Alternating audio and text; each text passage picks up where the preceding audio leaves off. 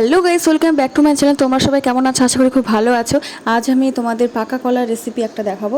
তোমরা অনেকেই হয়তো কলা বেশি পেকে গেলে তোমরা ফেলে দাও, জিনিসটা আর কেউ খায় না। তো তোমরা এই কলাগুলো ফেলে না দিয়ে দুর্দান্ত একটা রেসিপি করে খেতে পারো। এটা চায়ের সাথে খুবই ভালো লাগে।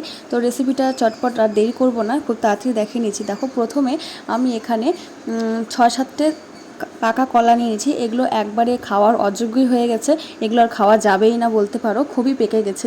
যাই হোক, বেশি একটু মজে গেলে কলাগুলোর রেসিপিটা খুব খেতে ভালো লাগবে। তো প্রথমে আমি কলাগুলো ধুয়ে নিয়ে খুব ভালো করে ছিলে নিচ্ছি। যেহেতু কলার মুখগুলো একবারে বোটা সহ ভেঙে গেছে, তাই একটু ভালো করে ধুয়ে নিচ্ছি। ধুয়ে নিয়ে কলাগুলো আমি এরকম করে ছিলে নিয়ে টুকরো টুকরো করে নিয়ে নিয়েছি। এরপরে আমি কলাগুলোকে একটু চটকে মেখে নেব, তাহলে যাতে গোটা গোটা দানা দানা না থাকে। সেরকমভাবে আমি খুব ভালো করে একটু চেপে চেপে মেখে নিচ্ছি।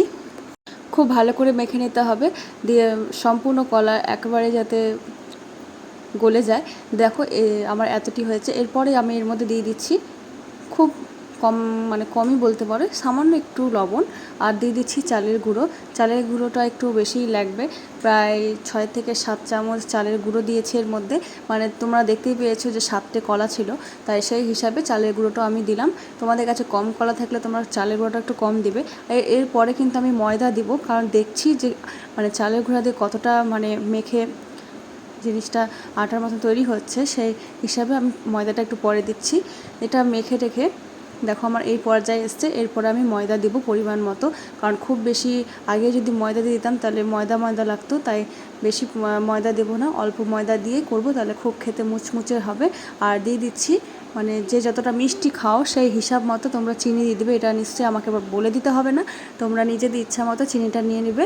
আর ময়দাও আমি দেখলে কতটা নিলাম, যতটা আমি চালের গুঁড়ো নিয়েছিলাম তার থেকে একটু 2 চামচ কম মতো আমি নিয়েছি ময়দা। এবার খুব ভালো করে একসাথে মিশ্রণটি আমি মেখে নিচ্ছি। সবটি উপকরণ দিয়ে একবারে মাখা হয়ে গেছে। এরপরে আমি এর মধ্যে দিয়ে দেবো চিনেবাদাম আমি উলিয়ে রেখেছিলাম।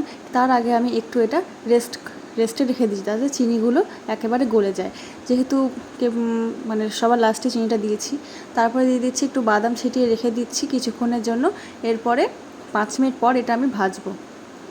5 মিনিট হয়ে গেছে। এবার আমি এখানে তেল গরম করে নিয়েছি। তোমরা এটা সাদা তেলেও করতে পারো, সর্ষের তেলেও করতে পারো। তো আজকে আমার বাড়িতে আমি সর্ষের তেলে এটা ভেজে নিচ্ছি, যেহেতু এটা খুব একটা সব কিছু নিয়ে এটা করছি না, বাড়িতে জাস্ট কলাগুলো পেকে গেছিলো বলে এটা করছি। তো বলতেই পারো এটা স্পেশাল একটা খাবার। তো প্রথমে আমি এখানে তেল গরম খুব ভালো করে নিয়েছি, কড়া করে। তারপরে সব বড়াগুলো লো ফ্লেমে আমি ছেড়ে দিচ্ছি।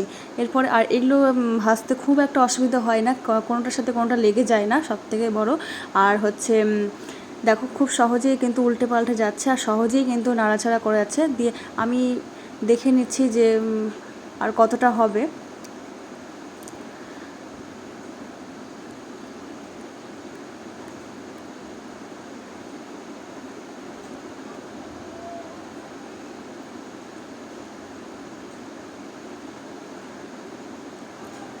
প্রায় লাল হয়ে এসেছে, আর একটু ভেজে নিচ্ছি। আর একটু লাল হলে খেতে ভালো লাগবে। এখনও প্রায় অনেকগুলো সাদা সাদা হয়ে আছে, যেগুলো পরে দিয়েছিলাম। এখন দেখো, এই পর্যায়ে কিন্তু ভাজা আমার একদম কমপ্লিট। এবার না তুললে পুড়েই যাবে।